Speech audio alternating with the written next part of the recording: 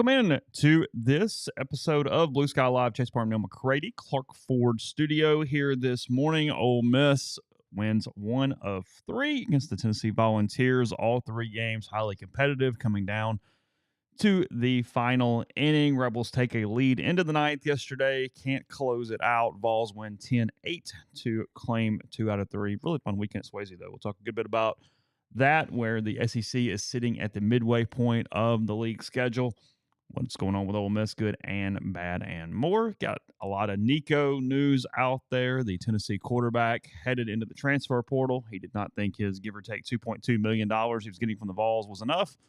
Tennessee thought, if anything, might have been overpaid. So they have split. What does that mean for college football? What does that mean for anything? Neal's talking about that in the lead of 10 thoughts. That's up on the site as well this morning. Rory McIlroy wins the Masters yesterday. Not without drama. It was quite complicated, but beats Justin Rose in a playoff on the first hole. Birdies the 19th hole of the day to claim the career Grand Slam and join a pretty illustrious list there in doing so. So all that and more coming up today on the show. A show brought to you every day by Blue Sky locations throughout the state of Mississippi, up and down I-55, throughout North Mississippi as well. You got the Epicenter down in Macomb, lunch specials, $5.69, 2 sides bread, any size fountain drink. With Sweet Daddies, you can do catering, you can do ribs, you can do pulled pork, and plenty of other items there. No matter what kind of group you're trying to feed, big or small, or maybe just your family, Blue Sky can help you. And again, coming to you from the Clark Ford Studio.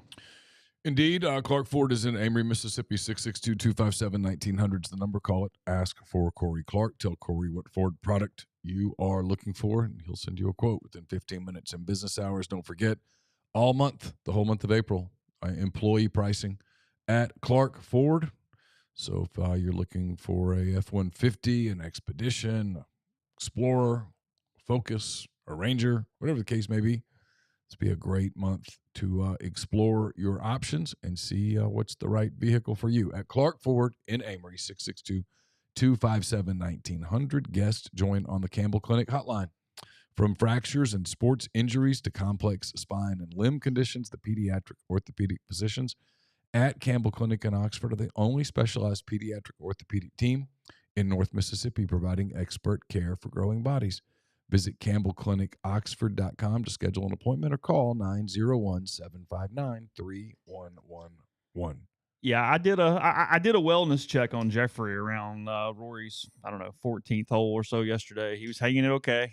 It had been a bit of an afternoon, but he ended up popping champagne with Aaliyah and the family as they did finish it off yesterday. The 2 games ended, or the golf tournament and the baseball game ended within about 90 seconds of each other because, of course, they did. I was trying to catch the end, and Ole Miss got its final out in the ninth, right as they were about to begin the playoff. So yeah, I was trying to sort that out. That was a distracted post game.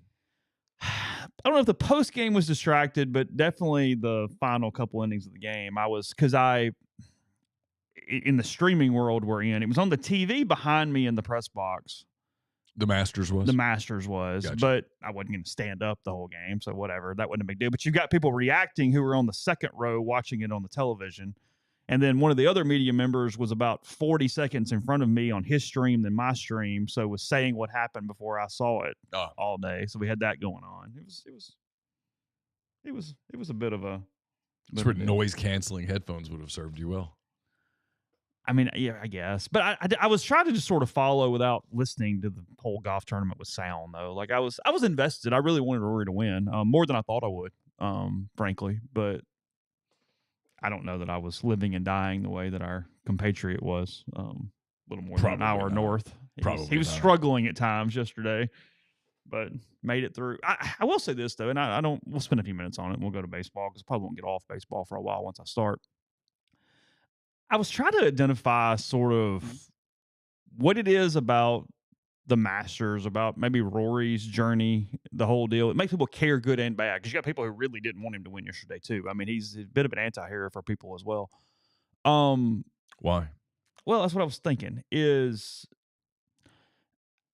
I told you I've been as out on golf as I can be out on golf, comparatively to where I used to be. I mean, I used to watch PGA Tour live on Thursday and Friday mornings. It would be on my TV. I mean, it was nonstop. I just turned the golf channel on as my background noise all day.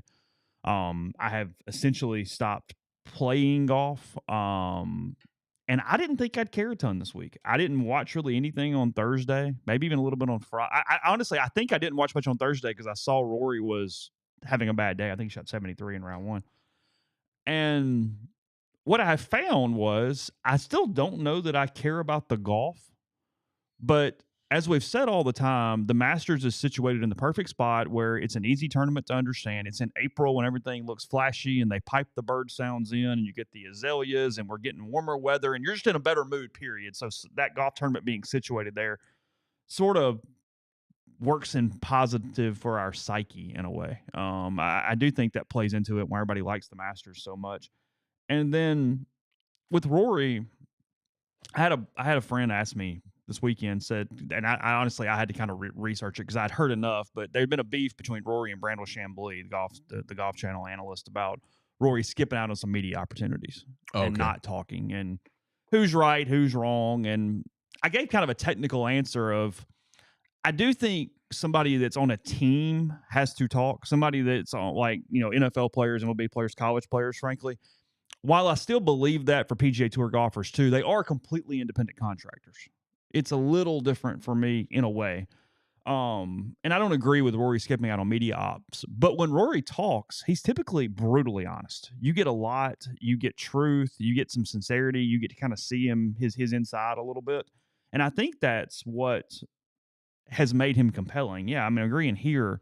And I thought, why did I care so much about Rory winning? Because, like, sure, I'd like Jeffrey's thing to work out for him and all that. And I do like Rory, but I don't have any crazy lifelong fandom with him. And I think it's because there's this weird contrast of he's in golf relative terms to an athlete, superhuman. He can be the best golfer in the world. He can do things nobody else can do, and he can amaze you, like the 7-iron that he hooked around the trees on 15 yesterday to set up about a 8-foot birdie putt or eagle putt.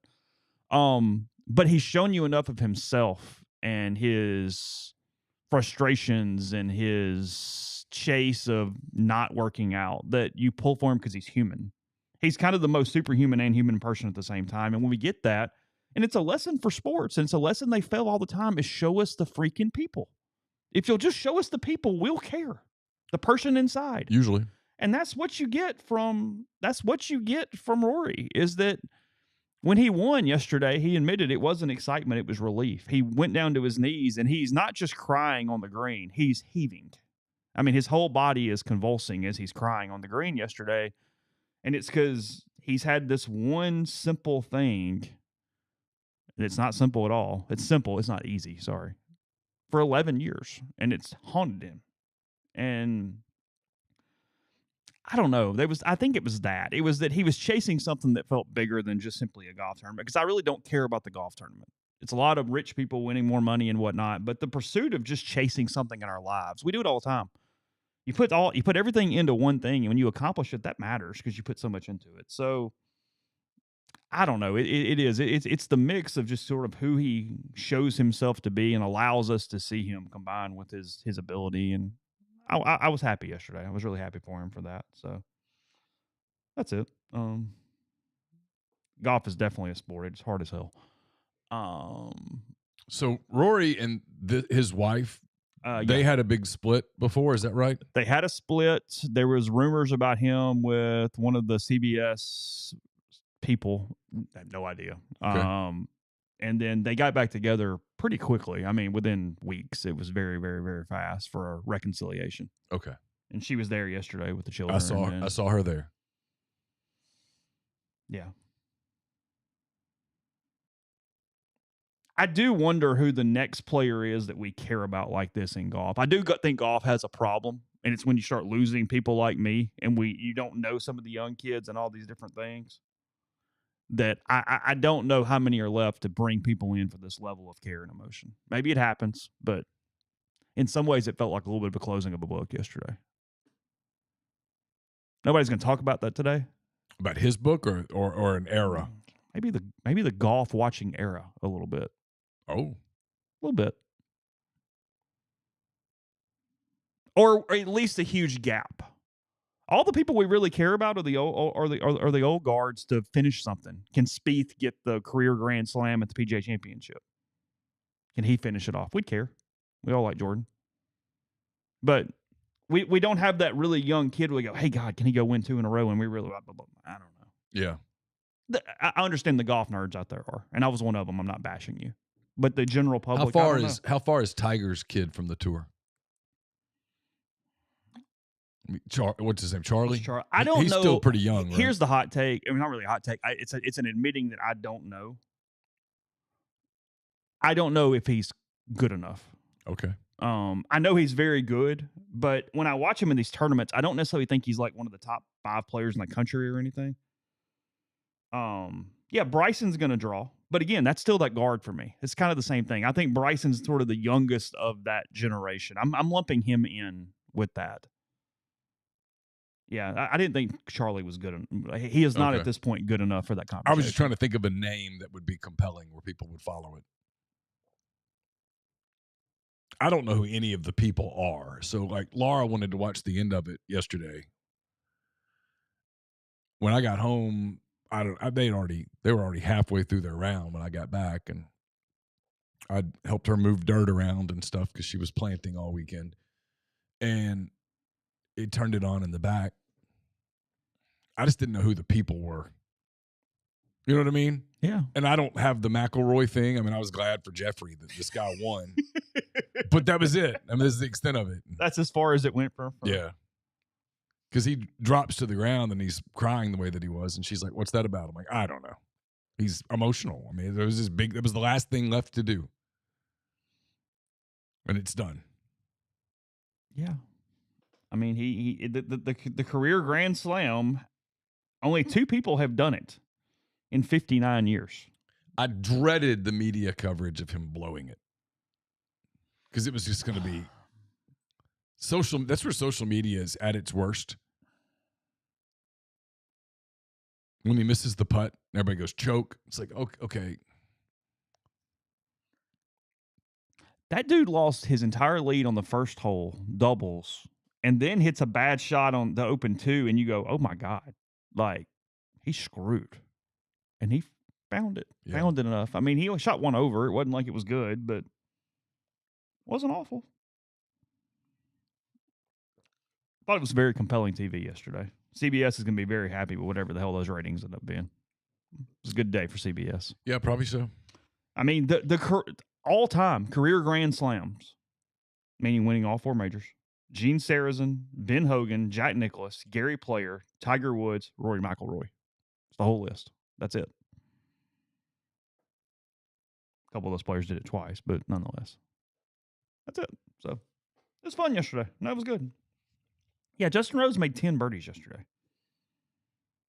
He shot like a 65 or something, 66? 66. Wow.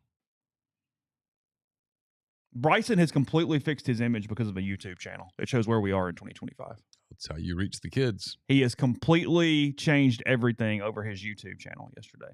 He would have been the overwhelming favorite outside of anybody else than Rory. There's not another person on tour that he wouldn't have been the favorite for yesterday, but he was going up against the golden child in the moment.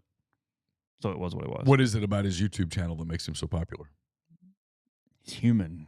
Forever Bryson was this weirdo that talked about stuff that wasn't even right. Like, he acted like he was a neurophysicist all the time after his degree at SMU, and he'd say a lot of stuff that actual scientists or whatever go, yeah, that makes no sense the way he said it. He just used a bunch of big words. He was not comfortable in any kind of setting. He bulked up. He gained all this weight to try to monster the course, and that didn't work. He lacked his flexibility. And then he starts this YouTube channel, and he does this thing where he gets celebrities and other athletes and politicians to try to help him break 50 on a course where they play a scramble, and he shows some vulnerability. We want to see vulnerability. Be human, be vulnerable. He does that. He's turned into a normal person, or as normal as he possibly could be. And it's all because of his YouTube channel. 100%. Yeah. It's compelling content. But it shows where we are. We'd much rather, I mean, I said it here.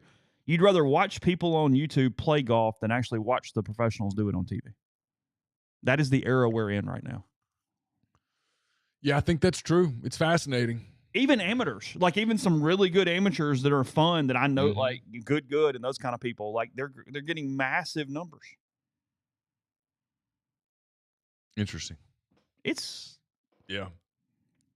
golf has given us sort of a glimpse into just human psyche in all ways of where we are. You can kind of find every stereotype and character of where we are in 2025 as a society through golf.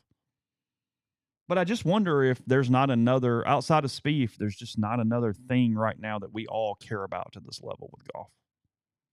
And see, I don't Because think they're all a bunch of rich dudes who don't need the money. So you Right. got to find something else. right. I don't know that Spieth is as known mainstream as McIlroy. Well, because he had, I mean, McIlroy was probably the one person on the entire tour that people like me are very aware of. I didn't know who Justin Rose was that's interesting. because she was asking me questions like, "Who's he?" And I'm like, I have no idea. What's his story? His last name is Rose. That's his story. I know nothing. He's now lost 2 playoffs to win the Masters. See, I had no idea of that. Isn't that crazy? Yeah. It's no clue. Sergio beat him a few years ago in a playoff. You would know Sergio. Yeah. And I knew Patrick Reed when he finished up. I was like, oh, I know who that guy is. He went to Auburn or Alabama or somewhere. He went to Georgia, got kicked out because he was cheating and the team hated him, and he ended up at Augusta State where he was really good at Augusta. So there was an SEC connection. Yeah. I knew that. I knew his name. No, my point, Mark, is that yesterday had nothing to do with money. That's my point. My point, though, is that you have to care about the people and the human because it has nothing to do with money or career at all. They're all completely set. Yeah, no. I mean, yesterday, Rory's paycheck of $4.2 million was completely and utterly irrelevant. Yeah, nobody cares about that. I mean, other than Rory. No, people, it's the story of our sport, of our world. We tout it. There's so much paranoia in the sports that we cover, with probably the exception of baseball, that fans don't know the players that they're cheering for, which is another reason that it's crazy that in this era of total paranoia where you don't know the college guys at all, you still cheer for them the way you do. It's wild. The psychology of it is, I mean, we'll get into the Nico stuff later, but the psychology of all of it to me is fascinating. Truly. Yeah, I mean, that was for me personally, my 3rd most fun Masters ever. Maybe golf tournament. Phil winning in 2004 because I was still young and that mattered. I was a Phil guy back then. And Tiger in 19. Because come on. Yeah. So 3rd. And maybe 2nd, honestly. Maybe more than Phil because I'm older and I get it more. Tiger 19's 1 just because nostalgia and fun and what that meant. Yeah. So 25 and 4. Those are the other 2. I said I was only talking for a couple minutes. I thought 20, but it's fine. It's okay. It was a big story. I mean, it was Luke's right. Not only do you cheer for them win, it's knowing them at all. People are paying hundreds of thousands of dollars to millions of dollars to make sure they're on their team. But yeah, you don't know them. Used to know them. Yeah. It's proving not to matter. I don't know if you read. I wrote kind of what you wrote this morning. I wrote 10 weekend thoughts. I have an opinion that I've begun to form. I'm not set on it. People are free to disagree, and I'll openly admit that I might be wrong. But I don't think it's it might be untouchable. Yeah.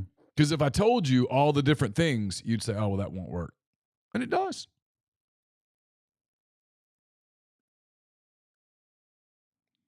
And yet, to my point, that kind of thing doesn't work in professional sports. As you look at golf, you don't know the people, and all of a sudden, you don't really give a shit.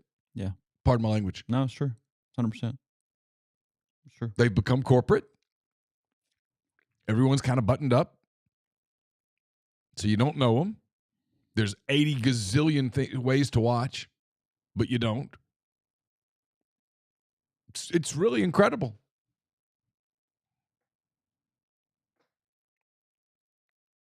I mean, if you think about like when he mentions 1986, someone did when Nicholas won as an older guy. Yeah.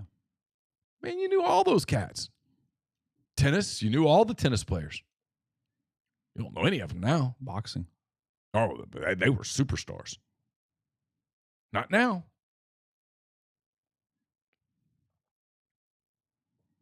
No, we've long said that. I mean, not get on a boxing thing, but I mean, at his size and strength, Deontay Wilder would have been a worldwide celebrity of all magnitude in the 80s. Of course. And Carlos Alcaraz would have been literally a household name. Yeah. I mean, I can still name tennis people from the 80s. Uh-huh.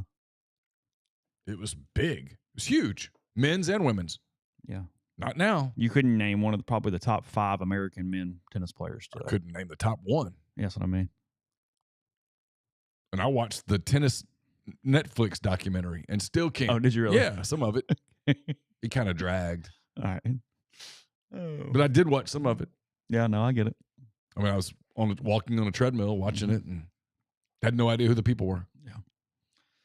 All right, we'll move to baseball in a second. First, do you say data or data? Well, at my house, we say data. And for the longest time, I thought paying a fortune on my monthly data plan was normal. Until I found Mint Mobile and their premium wireless plans that start at just $15 a month. You can say goodbye to overpriced wireless plans, jaw-dropping monthly bills, and unexpected overages. Mint Mobile is here to rescue you. All plans come with high-speed data or data, your choice. Unlimited talk and text, delivered on the nation's largest 5G network. Use your own phone with any Mint Mobile plan and bring your phone number along with your existing contracts. Ditch overpriced wireless and get 3 months of premium wireless service from Mint Mobile for $15 a month. No matter how you say it, don't overpay for it. Shop data plans at mintmobile.com/MPW. That's Mint Mobile data plans /MPW. Upfront payment $45 for 3 months. 5 gigabyte plan required. New customer offer for 3 months. Mobile only. Taxes and fees extra. Mint Mobile for details. Highs in the 80s today here in North Mississippi. In other words, summer is around the corner. If you haven't gotten that AC checked out, now is the time. Get in touch with our friends at Comer Heating and Air, Southern Air Conditioning and Heating. Different names, same great people, products, and services. If you live in Oxford, Batesville, Tupelo, or the surrounding area, get in touch with Comer, 662-801-1777. If you live in Hernando, Memphis, or the surrounding area, call Southern, 662-429-4429. Brought to you by Window Hero. From window cleaning to pressure washing, gutter cleaning, gutter guards, and everything in between, Window Hero has the experience, equipment, and expertise to make your property look and feel brand new. If you're in North Mississippi, let Window Hero make your home or business's exterior look amazing. Get in touch with them at 662-510-7077 to get an estimate. Learn more at windowhero.com. Oxford locals and Ole Miss families, if you need dry cleaning or laundry done right, Lapel's Dry Cleaning has you covered. Proudly serving the Oxford community since 2016, Lapel's takes care of everything from suits and formal dresses to comforters and everyday laundry. Even better, they offer free pickup and delivery to make life easier. Just call 662-638-3149 to be added to the pickup and delivery route, or visit them at 3010 Old Taylor Road, right across from the Mark Condominiums. Mention Rebel Grove for 50% off your first order. Trust Lapels to keep you looking your best. Mention 10 Weekend Thoughts. They're up at rebelgrove.com. Free this week if you want to check them out. If you're not a subscriber, check them out at rebelgrove.com. Are you retiring soon? They're brought to you, I should say, by Andrew Sego, Sego Wealth Management. Are you retiring soon? How long should you wait to take Social Security? What accounts should you pull from first? Are you already retired? Should you consider Roth conversions? These are just some of the questions that can only be answered with a personalized retirement income plan. Andrew Sego, Sego Wealth Management, specializes in helping folks just like you come up with their retirement game plan. Whether you meet at his office in Collierville or you prefer Zoom from anywhere, schedule a free discovery meeting, see what they can do for you. It's rebelsretire.com. And we're brought to you by Arnett's Fine Jewelry. It's a 4th-generation jeweler located in the old Lamons Jewelry Building on North Lamar Avenue in Oxford. They offer expert jewelry repair, diamond engagement rings, wedding bands, stackable diamonds, genuine stone bands, pearls, genuine color stones, diamond jewelry, and much more. At Arnett's, they want to be your jeweler. Podcast is brought to you by AnySpark, the fastest, most reliable fiber internet option available. Whether you're streaming the Rebels or connecting with family and friends, they offer both residential and business packages with speeds up to 2 gigabits. Used to be 1, now it's 2. To learn more, register for service, nespark.com. AnySpark, get connected. Stay local.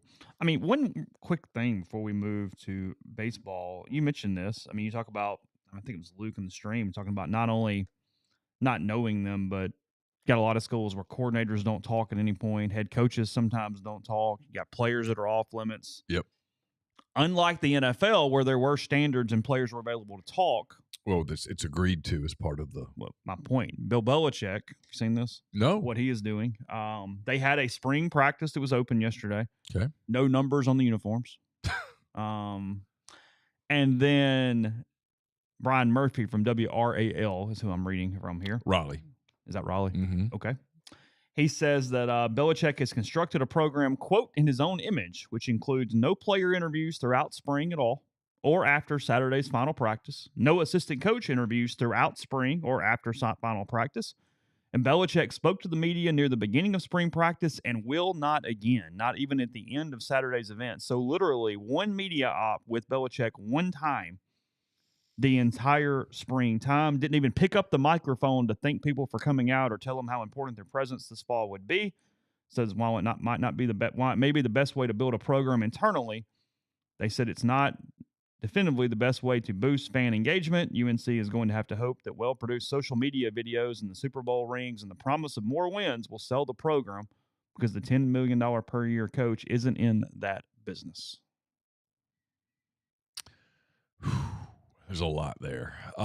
Man. I mean, you and I could probably do a 3-hour show about how I'm having to stop because it's going to take over the whole show. I'm just introducing that to people is what I'm doing. But it's egregious and wrong and should be outlawed on every level. You're paid $10 million a year, and part of it is to promote your freaking program. To make people buy in and care. If you want the money. So here's this isn't me even playing devil's advocate. Yeah, It's me sort of talking to myself out loud. If people show up in Chapel Hill this fall and they watch on TV and they win, no one will care. I mean, and the media, because most of the media who cover North Carolina are North Carolina fans, will play along. Look at I'm going to point out. Look at this past weekend. Ole Miss had Meet the Rebels, no interviews, and there were multiple media outlets that showed up and quote covered it, even though you couldn't talk to anybody. You got scripted stuff, and they covered it. Media plays along. They treat media this way because they can. I mean, I literally was like, why would I cover something that isn't open to media? Not that it doesn't matter. And don't get me wrong, I don't care. No big deal. I mean, it's fine. But if you say, well, you can come, but you can't talk to anybody, well, then you're asking me now I'm just an attendee. Yeah. I'm not really media. No. And that's right. He's completely paid to win football games only. But I do think you are going to eventually suffer when you don't look an eye anywhere else. You know what, HSC golfer, I'm going to do this. You do this thing with me, and that's cool. You can come in and do it, but I reserve the right to fight back. I'd like to find out when the last time on this show, we've done this show every day basically for a decade, when I've done 30 minutes or hell 3 minutes on OKC. You can't do it. You're just in here being an asshole because probably you're an asshole. That's the reality. You don't like me for the same established reasons that you don't like me, yet you come in here and think you can do it without me saying it. Put your name on that.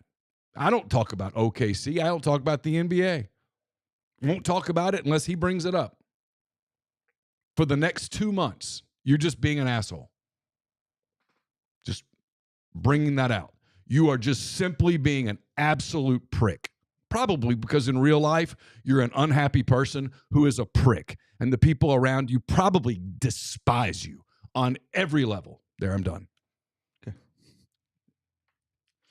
I mean, F off. There you go. Probably people in both places. Neal said he didn't. I deleted the Braden Jones thread because it was stupid this morning. Yeah, we had a poster call for somebody's scholarship to be revoked. Yeah, it's ridiculous. Shut up. Look, and this is my part with the kid thing. Yeah, they're kids, and I don't know whether he does or does not make any NIL, and it doesn't matter.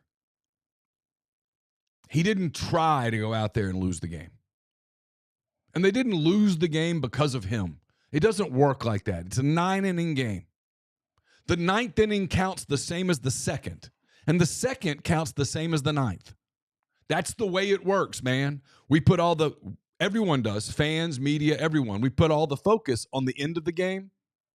That's not it. Yeah, Ole Miss allowed cheap runs early. They counted just the same. Those count. Literally equal to the ones that happen in the 9th. So there's so much with this series. Ole Miss played pretty well. Tennessee's good. Tennessee played well. Got a 3-2 game on Friday night where if Judd Utermark catches that ball a 16th of an inch lower, he hits it out of the park, and Ole Miss wins on a walk-off. Instead, Tennessee pulls it out 3-2. On Saturday, Ole Miss played incredibly well, won 8-5. I thought they pitched pretty well considering giving up 5 runs. Riley Maddox was excellent for 5 innings on Saturday. Yep. Didn't try to throw as hard. The sinker worked better. There was some stuff there. Over the course of the last 2 weeks, Maddox has only given up 2 earned runs in 10 innings against Kentucky and Tennessee. Maybe he's figuring some stuff out. Stuff there. There is a pitching coach that it takes time. And then yesterday, the pitching coach comes from a professional model where you work on things over time. And frankly, pitching is this way. You work on this. It's not a, hey, little Johnny, if you'll just change your arm slot a little bit. No, it takes time. And you're competing on a pretty high level against the last 2 weeks players at Kentucky and Tennessee who are pretty good swinging aluminum sticks at balls. So, and then Sunday, an uneven game. Ole Miss stayed out front early. Mason Nichols was really good. 1 run, 4 innings. Ole Miss pulled him at 61 pitches. Felt early. Mike said after the game the plan was to get to the bullpen because they didn't want the lineup to turn over on him again. Which, okay. I mean, again, there's a lot of coaches that have that philosophy. There is a different situation here. Like, again, I can tell you what Mike wanted to do, and then you can argue with him. That is not me taking up for Mike. Reserve your own opinions. Feel free. But you told me to ask the question. I asked the question, and that's what he said. It's where the game has gone in a lot of ways because they simply don't extend starters much. But Ole Miss needs bullpen depth, and Ole Miss doesn't have bullpen depth because they're getting no length at all. Ole Miss has not had a series this season in SEC play where the starters have given them a total of 14 innings. Which means, no wonder they're 9-6 given that. It really is. I don't think their bullpen is as bad as it is portrayed. I think they're being asked to do so much. There's a difference. Spencer has been good when he's been healthy. I think they've gotten some pretty good stuff out of Hooks outside of yesterday. He was bad yesterday. I get it. McCausland has, for the most part, given them pretty good spots. And Jones has had 3 in a row horrific outings. There's no way around that. Foley said that he was tipping his pitches against Florida. I don't know. That's what he said. Since then, that has not been mentioned, but Braden Jones has faced, out of the last 15 batters that Braden Jones has faced, 12 have reached. That's not good. No, that is a sample size that is causing a lot of problems. It's what I wrote yesterday. I tried to focus it on. It's not necessarily that they don't have the players, but they have a very small window of how to use them all correctly over the course of a weekend, and they've got to push a lot of right buttons. They got to really figure out how to best use their bullpen arms at this point. They got a brilliant outing from Gunnar Dennis that was unexpected yesterday. Yep. He allows, I think, 1 run and 2.1, something like that. He was good. And that one was only the walk that happened to start the ninth before the home run. That was his inherited runner. And if Mike made a huge mistake yesterday, it was bringing Dennis back out for that first batter. He was clearly done. I get it. And then I'm wondering why we didn't see Alex Caney. I think that's a hindsight valid argument. He's got a 1.5 or 1.1 ERA in league play so far. He closed out the game against Kentucky last week. He's an older guy. Hurt or something? No, he warmed up. Okay. They just didn't go to him. Okay. He did throw. Spencer was unavailable second day. He's coming off that shoulder thing. They're being careful. Sure. It's the right call. Of course. Completely the right call. And then what do you do with Mason Morris? Because Mason Morris is your best pitcher. I don't think that's debatable in any arguable sense at this point. He allowed 1 run in 4.1, I believe, against Kentucky 2 weeks ago in relief on the first game. Excellent Friday. He threw 5 scoreless, maybe, or whatever it was. He was very, very good. It was scoreless because he had an inherited runner that scored from Hunter. For 5 innings, he was still up in the mid-90s at the end of his outing, and that's 2 weeks in a row that he has done that, and you've lost those baseball games because he has come in without the lead. What do you do? And yet, Mike is early in the year, he's been the bridge guy that made those Elliott Starks Hunter wins. Because Hunter is not ace level Hunter right now. He's just not. He is throwing too many balls. He's crafty right now, but he doesn't have dominant stuff. He is using the fact that he is very competitive and very experienced to get outs best he can. Yeah. He's got it WD-40'd and duct taped, and he's. But I don't know. I don't know from what I've seen, and again, I haven't been out there, but I've watched them a good bit. I don't know that you'd be comfortable with him third time through the lineup. No, Elliott. Yeah, no, that's why. I mean, he's given you 5 some, but it's been a shaky 5. He gave you 4 on Friday. Because again, the other team's usually pretty good, and these are good hitters, and you're kind of tricking them once through, and maybe getting them a second time, but that third time, man, they're going to be kind of locked in on what you're trying to do, and so they kind of have a conundrum. And then, I mean, it's a good point. I mean, Mason, partly because Ole Miss has lost us 2 games, is because the offense hadn't been able to scratch on Fridays. Yeah. They didn't come back against Kentucky, and they didn't do anything against Liam Doyle on Friday. No. In fairness, most people don't do much against Doyle. He was very good. Yeah. He was excellent. Look, Tennessee's good. Ole Miss is good. The league's good. I mean. You said it in the thing, and it's what, like I said, I've tried to convey, and I don't know how well I did it yesterday or not. They're a good baseball team no matter what. They have to figure out pitching niches to be elite. Yes. 100%. They got to figure out whatever 100%. the hell that looks like, temporarily or permanently. Right. Either one. If they're going to do something in June, they've got to figure out their starting pitching. Period. They got to figure out the best way to put 27 innings together. Yeah. However, whatever that puzzle looks like. Or 36 innings in a regional. Yeah, I mean, Friday was... Yeah, it was. It was 2 feet away from a walk-off home run. There's no doubt about that. Sure. But Morris did everything he could for 5 innings, and it wasn't enough, is the point. And you could have easily won yesterday. But you didn't, because the 9th inning counts like the 3rd inning does. But you do the 9th inning, while it counts just like everything else, it's a different mentality. You have only certain people thrive in those roles. Yes. And you got to figure out who can do it. Because when you look at it, look, they have won a couple that they shouldn't have won. It has balanced out somewhat. I mean, they stole one from Florida. Mm-hmm. Kentucky was a 9th inning game. Actually, they only led of 2 of, was it 30? Well, they could have easily gotten swept at Kentucky. They led only 2 of 31 innings against Kentucky, and they won 2. So keep that in mind. However, took a lead in the 9th against Arkansas on Sunday. Took a lead in the 9th against Tennessee, and took a lead in the 9th against Florida. They've had 3 blown saves that have cost them league wins to this point. Yeah. And that is not a recipe to win for anybody. Yeah, sure. Spencer is the only player they are comfortable to close a game in the 9th inning, unless it's Morris, who's just still in from an earlier outing. I mean, from an earlier appearance. That's it. They don't trust anyone else. And Mike didn't. I mean, again, it's right after the game. He's not going to go, hey, he's awful and we're going to run away from him. But he doubled down pretty good on Jones. We just got to let him work through it. So we'll see. I don't know. I like Braden. Hope he does well. Well, that tells me that he believes that for them to achieve their ceiling, that he's got to be a part of it. Hoover doesn't matter at all. Get your ass out of there, lose, and go home. Hoover is going to matter to no one. No. Get out of there. And I think you'll see teams play that way. But we'd say that every year, and then teams play hard.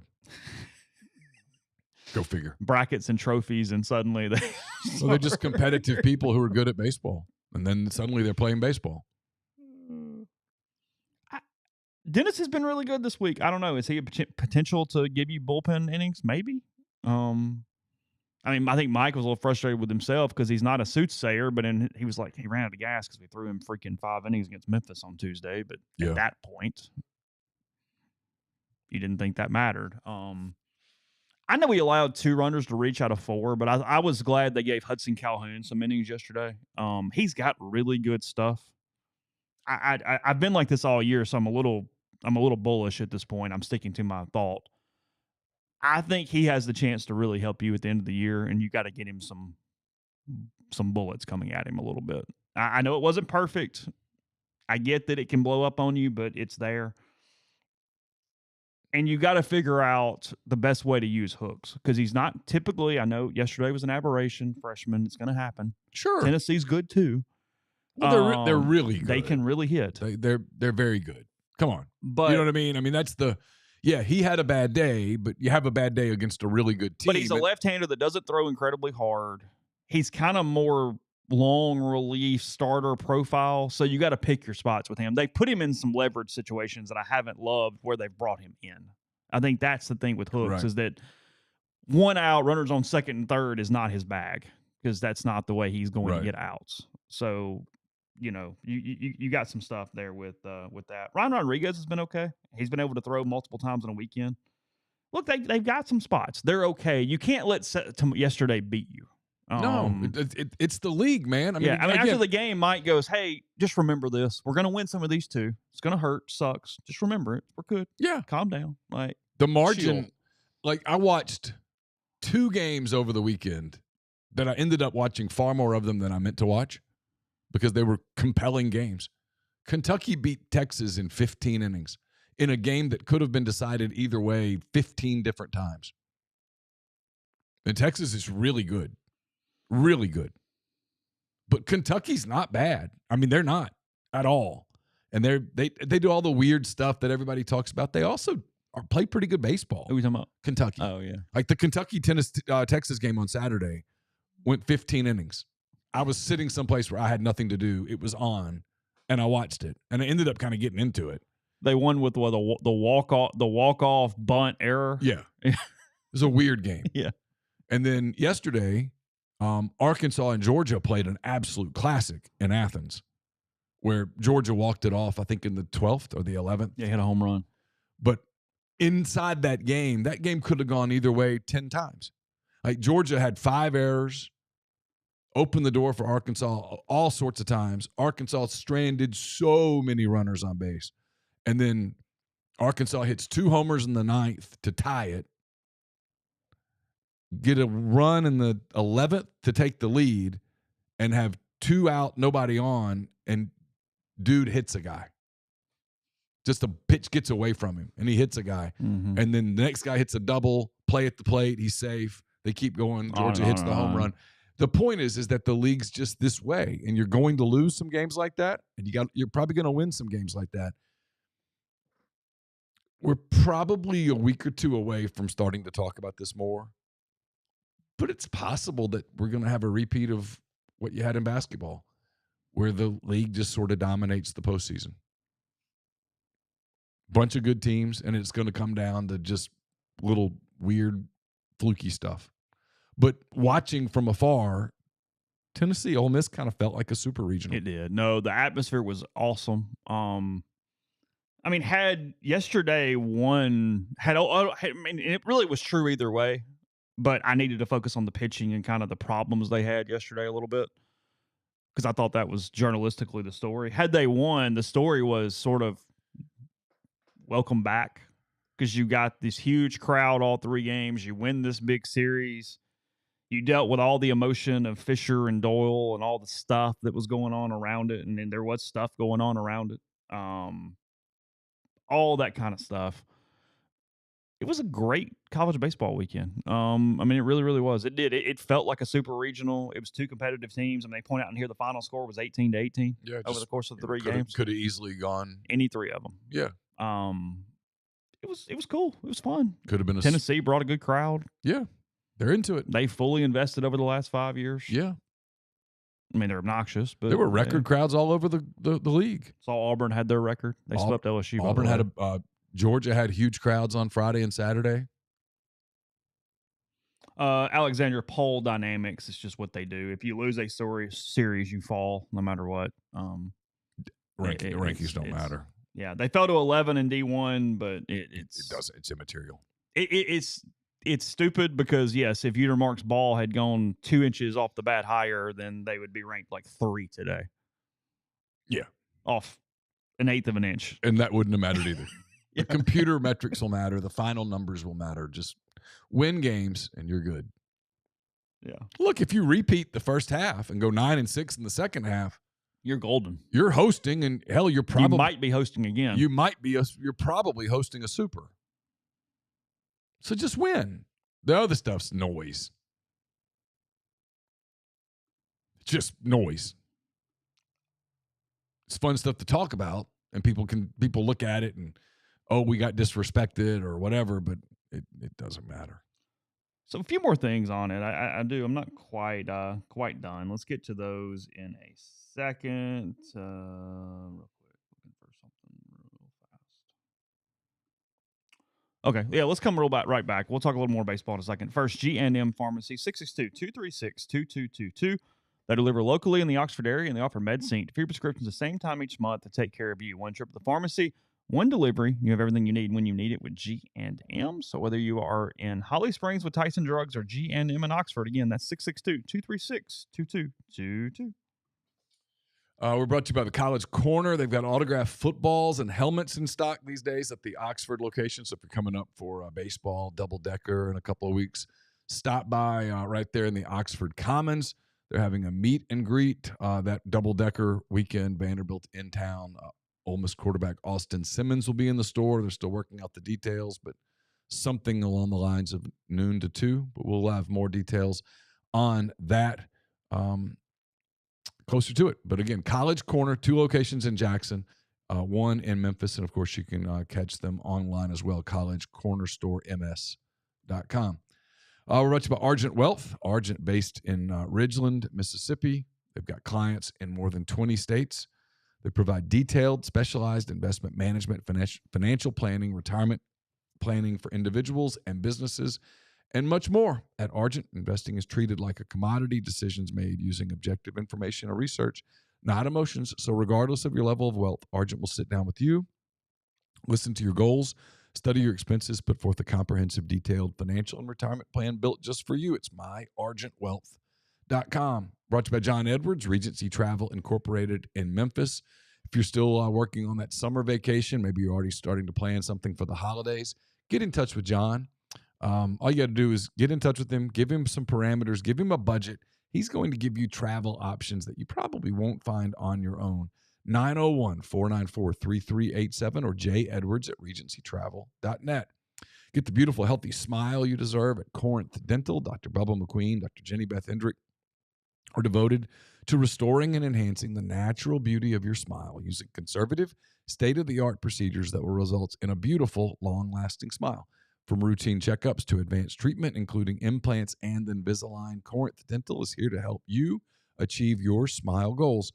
Schedule your appointment today. Take the first step toward a better version of yourself. It's corinthdental.com. And we're brought to you by Parish Brewing Company. Their simple goal is to make awesome craft brewed beer, and they do it remarkably well. They've got Dr. Juice. It's a highly crushable juice bomb, dry hopped with a blend of their favorite hand-selected hops from the Yakima Valley. The drinkability is sneaky good. Clocks in at 6% ABV. They've got Ghost in the Machine, a fantastic double IPA. They've got Envy, Canebrake, so much more. If it says Parish on it, it's worth drinking wherever you look for your beer, whether it's at the restaurant, bar, grocery store. Look for Parish Brewing Company. Podcast is brought to you by the Declaration of Independence Center for the Study of American Freedom, located on the Ole Miss campus, and they aim to explore and examine the fundamental and founding principles of the United States of America. They offer an academic minor in freedom studies, scholarship opportunities for Ole Miss students, and bring along lots of networking potentials. To learn more, contact Stephen Scoltetti or Rankin Sherling at freedom@olemiss.edu or independence.olemiss.edu. Mike was hot, I think, on Saturday because when Tennessee hit the home run, they flipped the bat toward his dugout. I believe that was the reason for that. Yeah, I wasn't 100% sure in the moment, but that's kind of what it seemed like to me. Look, I thought everybody handled the weekend pretty well from a player and a fan standpoint with the Fisher-Dole return, with Tennessee being Tennessee. They were not as obnoxious as past seasons. Now, that doesn't mean they're not obnoxious, but they're not as obnoxious as when they had Drew Gilbert and they looked like maniacs out there. They have an edge. Frankly, Ole Miss kind of matched their edge. I thought it was a pretty intense weekend. Fisher did not do anything toward Ole Miss at all that I noticed. Now, Dole acted like a lunatic on Friday night. He kind of does that anyway, but it was even more so. And I do have this. And look, full disclosure, I think Liam was probably my second favorite player to cover on last year's team. I like Liam. I don't get what he's pissed off about. Ole Miss paid him more money, wanted to keep him, and was upset they lost him, and yet he's the one pissed off and acting like an asshole. What am I missing? I don't know. You know what I mean? Yeah. They offer you a more contract. They're paying you more money. They wanted you to stay. They said, come be our ace. We're going to try to build around you. You go to Tennessee and you're pissed off. I don't know. It makes no sense. It doesn't. I was kind of watching that the whole time going, to the point that I almost on Friday night was going to walk over and talk to him for a minute. And I went, I don't really want to be seen talking to him. But I was like, what's your deal? Oh, it's a shame you couldn't walk over and talk to him. In the moment, no. People were so worked up. Yeah. But I was just kind of like, I don't get it. Like, it makes no sense. Was there Tennessee media there? The Tennessee 24/7 was there, but it was not Mr. Rucker. Oh, okay. Yeah. But he definitely over-celebrated at the end of every inning. I mean, he would come off after the sixth when nothing was going on, screaming and yelling and jumping, and it's like... It was bizarre. Is he that way all the time against other teams? He at least does the muttering all the time. Yeah. He is not typically that... demonstrative. Yeah, the histrionics don't go that far. Because I'd seen him be kind of emotional in other games, but I'd not ever seen anything like that. And maybe he was more amped because of the situation. But it just had there weird. Been some talk in back channels? I mean, players to players. I have no idea. Stuff. Yeah, I don't know. I mean, it got him amped. He was damn good. He was really good.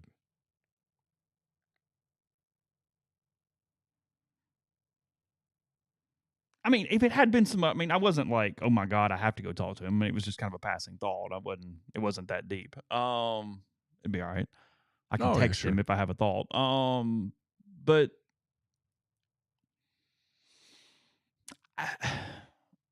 Luke Hill swears he was not pointing at Fisher on Saturday. I like Luke. I think Luke's telling the truth. But it was what's funny about it. So for anybody not watching, Ole Miss hits the home run, huge moment. He's rounding first. And as he rounds first, he sort of like pulls up the Ole Miss on the front of his shirt and points back at first base. Fisher is playing first base. So it would be easy to assume. But Tyler Keenan has really taken Luke under his wing, the Ole Miss first base coach, former player here. And they go through a ton of stuff throughout the game from a hitting standpoint. And I thought that I had seen him do that multiple times through the year. And he was basically saying, thank you, pointing back to Tyler, like, hey, that worked. Gotcha. Whatever. And then after the game, asked Luke, I was like, hey, so home run, you do whatever. And he's like, he goes, with all due respect to Andrew, he goes, I was pointing at Tyler because my parents sit right over first base. Like, that wasn't what it was. But when he named multiple people he was potentially pointing at, it sort of made you go, a little bit. But for the most part, I believe Luke, and it's all right. But I don't mind you booing Fisher. Good job. It's fine. Fisher wasn't really hurt when he got hit. He was fine. He got hit on the hand, but I kind of laughed when he cheered, honestly. I didn't really see that as a big deal either. It was okay. And when he hit a home run, he did not do anything overly excessive. He was all right. He's a good player. No, he's a real good player. I mean, he's been Tennessee-ized because he does all this jerky crap when he's at the plate. They all seem to do that for some reason. I don't know. It must be like in a manual somewhere. But it was cool. It was a good weekend. It was fun. They don't play the way that I like the game played. They're easy to hate. But here's my problem. I'm so conservative with stuff like this that I like the teams. Here's my problem is that you and I have a mutual friend who knows a lot about Tennessee baseball and a lot of their antics that are frankly illegal. And I'm having to be a little careful because I have a hatred for them because I know that it's true. Right. So I am. The league does too. I will be more than happy. No, they are glad they're getting eyeballs. They don't care. Yes. And I will be happy when they get put out in the postseason. I understand. It will make me happy. Ole Miss now heads to South Carolina, who is coming off a sweep to the Aggies, including, my God, at a brutal finale. South Carolina was winning that game 12-2. They gave up 2 grand slams in the 9th inning to lose to the Aggies. That's tough. And fall. It's a weekend. You got to go get 2 out of 3 on the road. Got to go get 2. And you come home and play a Vanderbilt team that's interesting.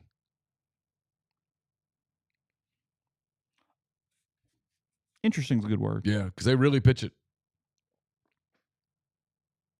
Don't hit it all that much. They really pitch it, and they'll play defense behind you. Luke, I'm saying that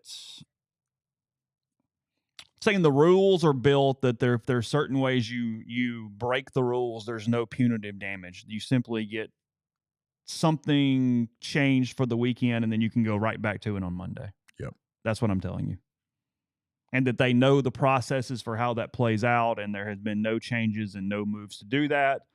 There's also, relative to college baseball, some very high-ranking media members that know a ton that are intentionally avoiding covering the story because the TV networks don't have a problem with it.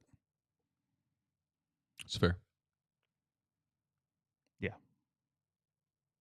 That's what I know. And you can believe what you want to in the stream, Brent. It's true. Go Vols, but you're wrong here. So, yeah. I mean, it is what it is. Now, look, Ole Miss lost the game 3-2 on Friday night. Bats didn't lose the game. Mm-mm. Tennessee didn't hit 9 home runs to win the game. We didn't have torpedo bats going on Friday night. Mm-mm. No, and again, I'll reiterate what I've said, that Tennessee's really good. They are. They're really good. They're one of, so far, the teams that I've watched, the teams that I think could make noise in Omaha. Texas,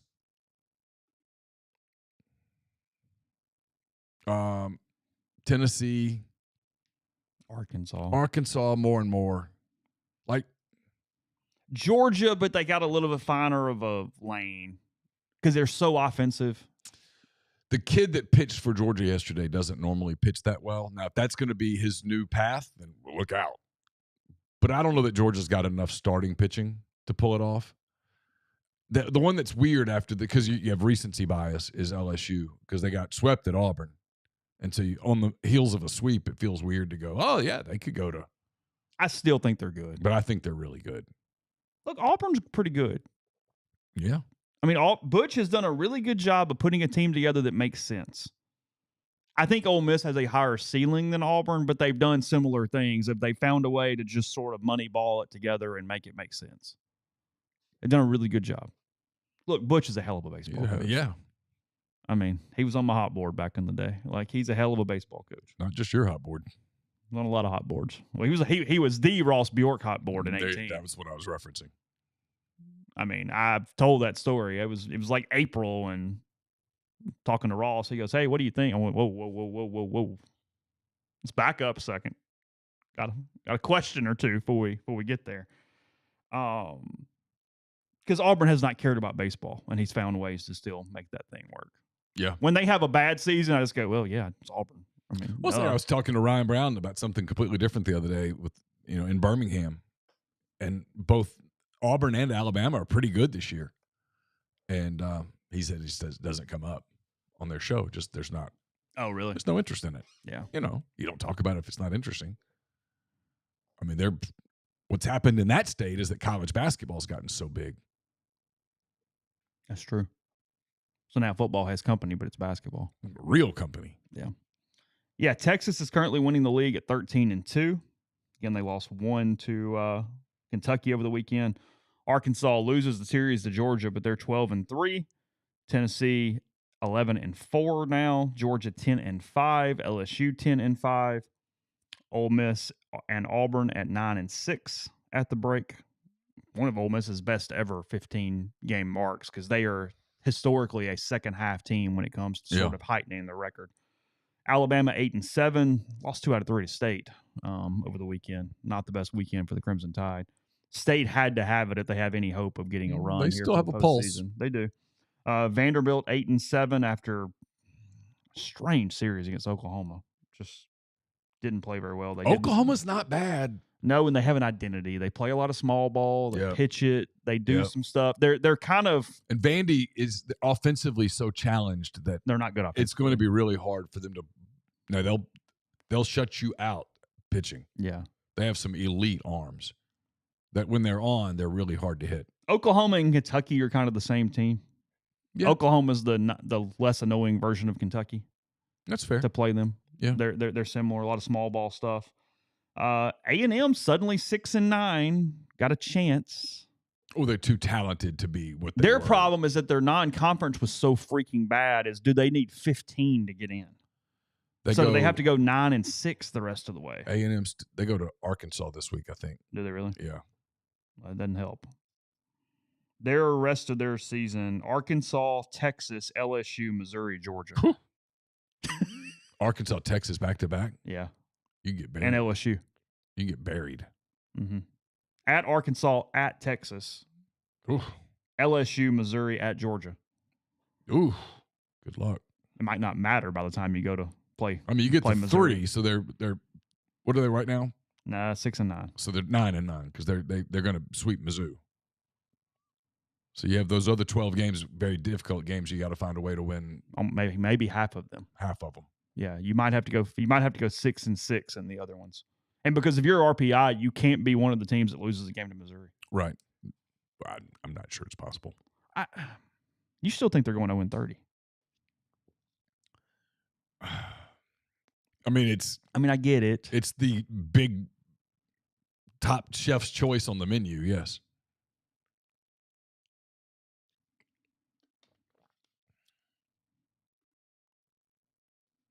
It's fair. All right, let's see. Finish off the standings. State is 5-10, so you're talking 8-7 on the back half to get in, probably. Maybe 9-6. Probably a tall order. Yeah. Florida is at 4-11. And 3 came against Missouri, see. Wow. In hindsight, Ole Miss blowing that one game to Florida is substantial. They are so talented to be. I mean, again, they are what they are, but Jesus. And then South Carolina's 2-13. Go win. No, we got to go take 2. Go win at least 2. Well, if you're being serious about being a national seed, you go win 2 this weekend. Yeah. And flirt with 3. And then Missouri is 0-15. Missouri's remaining schedule, because now I'm curious, not that it freaking matters. Oklahoma, at Alabama, L's, Georgia, at Texas A&M, nope, and State at home. I mean, when you're 0-27, will you care? So who do Texas and Arkansas have left? While we have this up, I'm curious. Texas is remaining schedule. I assume Texas will be number 1 today. Yeah. Auburn at home. Okay. A&M at home. Okay. At Arkansas. That'd be an interesting weekend. Florida at home. Okay. At Oklahoma. Oh. They could get to 24, 25. What's Arkansas got left? Yeah, I'm pulling them up. 24, 25, really. They're good. And I guess if you're already at that number, I mean, it doesn't take. I mean, they're at 13. That's what I mean. It's not like it takes a ton.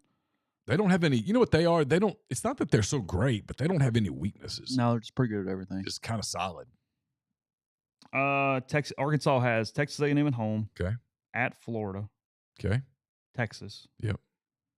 LSU. Tennessee. Ooh. Tough close for the. That is a tough close for the Razorbacks. I like Texas to win the league.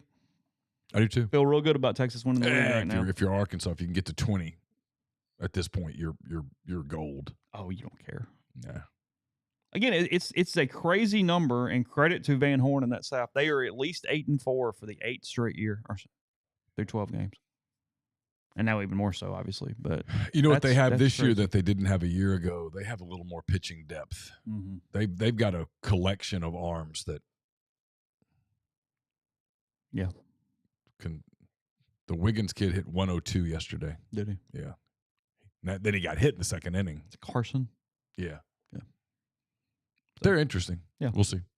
All right, we'll come back in a second. First, Citizens Bank, not just an account number, but a valued member of the community. You can stop by and visit 902 Sisk Avenue, Suite E. Discuss your options with their experienced bankers who value your unique financial journey and make every moment uniquely yours. Success is the top priority. While you're there, be sure to ask about School Spirit debit cards. They donate an amount per every transaction to the local school of your choice, whether it's Oxford, Lafayette, or Regents. That's the Citizens Bank, PHILA.com.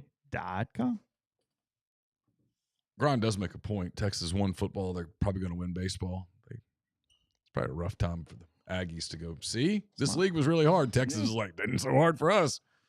Let's see. Where did I leave off? Oh, we got to find it. My bad.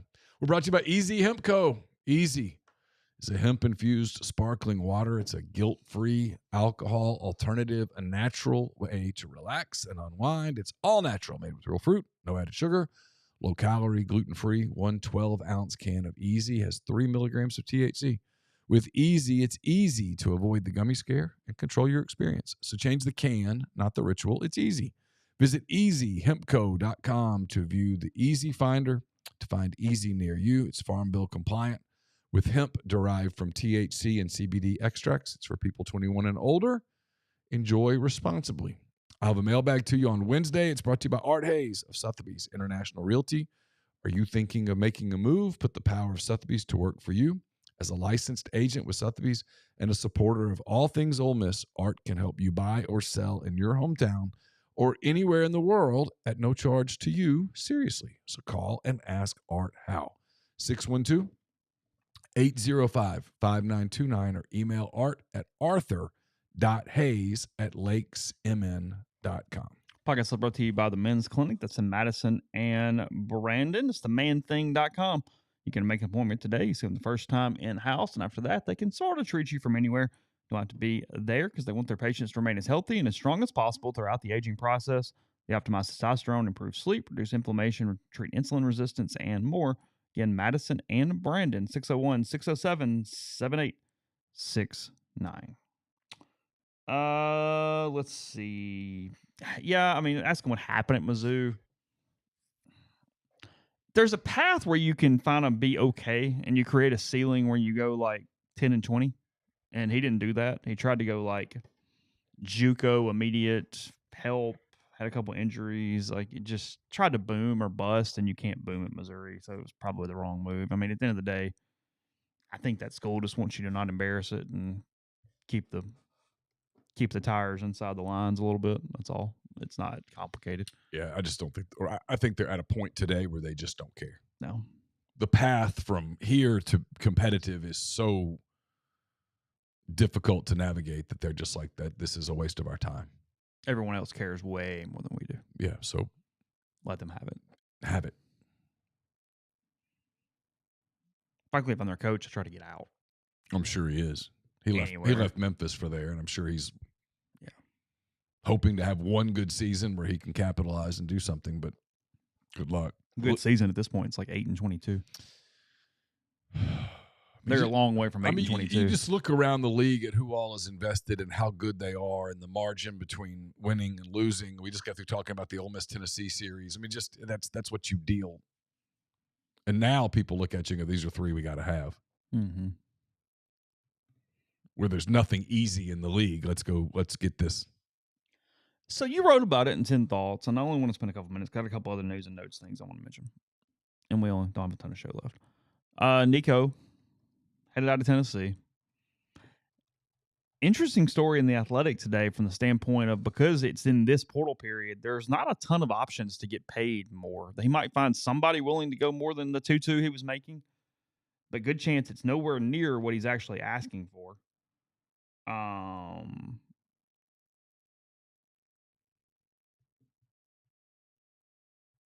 You think that it is actually a sign of the fact that the sport is unbreakable, you said. Yeah. Think about this for a minute. Yep. Let's think about this logically. Mm-hmm.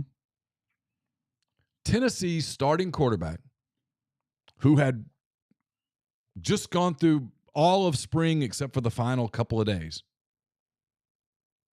quits, essentially, over a contract dispute in April. Quits. Okay? Heupel said he just didn't show up to the practice, and there was no communication when practice was over. He will find a new place to play. Yes. He probably will get close to what he was making. Who knows? Hell, he might make more. It does not feel like it, but possible. Tennessee, the portal opens in 2 days. Tennessee will go steal someone else's quarterback. There's no other word for it. I'm sure they spent the weekend, I would have, had I been Tennessee, tampering. There are already some rumors. The kid at Pitt is one of the rumors. Holstein kid. They'll go steal someone's quarterback. He'll come in. The fans will celebrate him, rally around him. Neyland Stadium will be packed all fall. And this will just be another story of drama on ESPN Game Day. Be a Tom Rinaldi special. You couldn't do this in pro sports, but you can in college. And I don't mean that in a critical way. I mean that literally in just objectively looking at it. Everyone keeps saying this is unsustainable. And I keep looking at it and going, geez, it's completely sustained. It's growing. I mean, it is still early, but yes. But there are no signs of fractures. The question is, are there any signs and fractures at schools who are not winning but still demanding all the money? And I don't know, because we're not intimate enough with it day to day to have an answer. And so now there are rumors that back in December, I say rumors, Josh Pate's reporting it as fact. Saw that.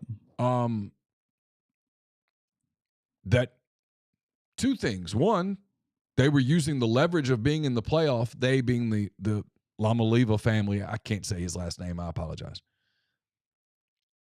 Shopping for more money from Tennessee. Like, hey, the agreement was 13 games. It wasn't more. And then there are rumors that they were shopping him to other SEC schools in December, knowing that in April he couldn't leave conference to conference because and Lane mentioned this last week, to the SEC's credit, they went and made a conference rule that they didn't have to make to prevent just chaos. Mm-hmm. Yeah, SEC versus SEC has to happen in the winter period. Yeah. Otherwise, everybody would be poaching each other's rosters. So they said it would just be mass chaos. And the league, to its credit, put a rule in that's basically punitive just to control things. Yeah, it's a good move. But for the most part, college sports at the high level, there are no rules. Everyone keeps talking about guardrails. I'm like, guys, there are no guardrails. But nobody's crashing. It's nothing but more money. The numbers keep jumping. You know my opinion on the court case. I'm not a legal scholar, but I do have a modicum of common sense, and I don't see it. Everyone says make them employees, and you say how, and then that's the end of that conversation. What do you do about Title IX? And all of a sudden you're speaking another language. These are all, you're cramming a big square peg into this round hole, and even though it doesn't fit, you're like, it's going to go in.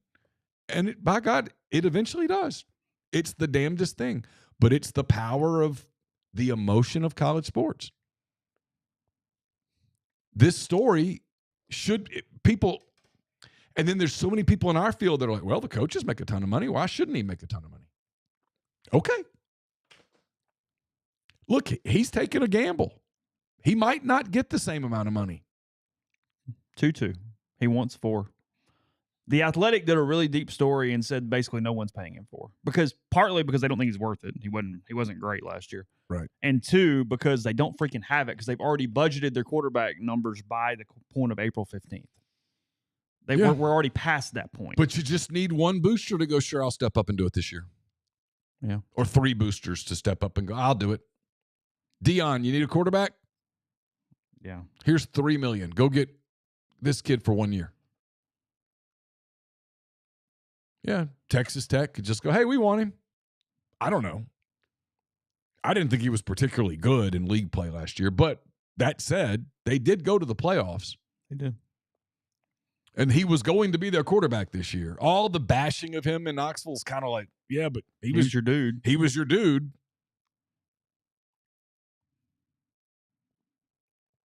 My point is always this. Like, I'm watching the basketball transfer portal, and sometimes I want to go, why don't we do a list of the kids who aren't in the portal? Yeah. Wouldn't that be simpler? Everyone's a free agent. If you did that in a league that I follow frequently, nobody would follow it. It's like, I don't remember if it was men's or women's. Somebody, and it might have been women's because it might have been Talia Goodman, who's doing the women's basketball stuff for On 3, listed the schools that had at least 7 players enter the transfer portal. 7. Uh-huh. So half the roster enter the portal, not be out of eligibility too, in the portal. And she used all damn characters. Like, it's a huge list of schools. It was like 59 schools that had at least 7 players in the portal. And you went, holy hell. And yet. And still. Yes. I mean, there's a real world, right, where Ole Miss takes the court next year off of Sweet 16, where the only 2 people back are Malik Dia and Eduardo Klafke. And I dare say that season tickets are going to sell at a higher level. I dare say that the pavilion's going to be more full, and there's going to be more interest. It's illogical, but it works. Ole Miss will be ranked in the preseason top 25. Probably. 100%. Yeah, I mean, I don't know how you rank anybody, but sure. I'm just telling you. Yeah, I'm with you. Program, coach, they'll figure it out. Sure. That's where we are. That's where you are. See, Reese Davis turned down a ton of money to make a ton of money. I did not see this. Fox made a, quote, all-out effort to swipe ESPN College Game Day host Reese Davis to become the host of Big Noon Kickoff and one of the faces of its networks, according to The Athletic's Andrew Marchand. Instead, Davis has agreed to a new 7-year deal with ESPN for, quote, tens of millions of dollars. I would take that. That sounds good. Good for Reese. While the exact terms are unknown, they report he accepted a, quote, slight hometown discount, so Fox was offering even more than that, to remain at ESPN that will guarantee him hosting duties throughout the rest of the college football playoff deal that runs through 2031-32. On Big Noon Kickoff, Davis would have replaced host Rob Stone and would have also led coverage of the Men's World Cup in 2026, as well as calling college basketball for Fox. Marchand also reports that before deciding on analyst Charles Davis to replace Gary Danielson in the booth, CBS pursued ESPN's Dan Orlovsky, who turned down the opportunity to remain at ESPN. Oh. CBS is like a foreign country to me now that they don't have the SEC yeah. thing. So, anyway, so I got like halfway through that. Yeah, I know. Okay. Let's see what we got. I tried to reel you in. I know. I'm sorry. God, you were kind of out there for a minute. Okay. No one's going to care if Nico answered Josh Heupel's phone calls. None. They don't care. No one cares. So no one cares. Mark makes a great point in the thread. Tennessee said, you know what? You're not worth $4 million. Oh, I have no problem with anything Tennessee did. Oh, no, I don't either. But better win. Because if the new guy comes in and he's not as good as Nico and you don't win, someone will go, we should have paid him. Mm-hmm. So there's a lot more. The story has to be told. But my point is it's just going to become a storyline. It's just going to become another thing that draws eyeballs. It is. It's not a turnoff. Frankly, should be. People should look at this and go, this is stupid. But they don't. Logically, people look at this and go, this is insane. If the whole Cowboys roster could go free agent at the end of every year, it wouldn't work. But for some reason, and I say that, maybe it would. I don't think it would. I don't think my son would have as much interest in the team that he is so invested in if at the end of the season, everybody could leave. Yeah, sure. That's my opinion. Yeah. But for whatever reason or reasons, and I guess it's power of alma mater, it's power of tradition and nostalgia and all of those things, college sports appears to be immune to any of that. Yeah. That's my point.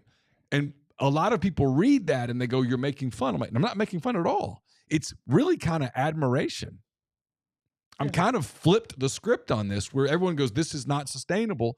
And I'm starting to the idea of it is like almost captivating. It's like, oh, I've turned from this is not sustainable to I don't think you can break this. Yeah.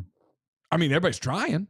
Yeah. I mean, if you think about what's being done logically, it's illogical. But it went from 4 years ago. This was the podcast I'd love to do sometime. Sure. The landscape in November of 2019 man, compared to today. It's a different sport. We've gone from, hey, man, these guys should get some NIL to a quarterback openly going, I'm making 2.2 and it's not enough. Mm-hmm. I'm making $2.2 million a season and it's not enough. I know. And there's nobody writing, this is ludicrous, really. Instead, everybody's like, yeah, maybe he is worth more. Good for him. Josh Heupel makes more. True. Why can't the coaches take less? Now, I will say to the Dan Wilkins of the world who come back with cutting Olympic sports is wrong. Well, Dan, what did you expect, my man? Dan had no idea the definition of a loss leader. He didn't know what that meant. He had no clue. He literally did not know what the term meant. He misused the term. Right. He wanted to sound smarter than he is. Yes. A loss leader is something is failing, but it gives you a much greater impact in other ways. Yes. Men's tennis does not do that. Not even a little bit.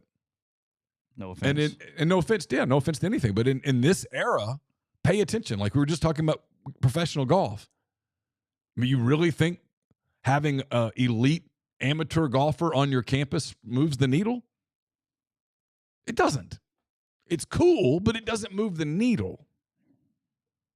No, it's why I said, when we'll close here, tell us what you think. Give us opinions, message board, social media, wherever.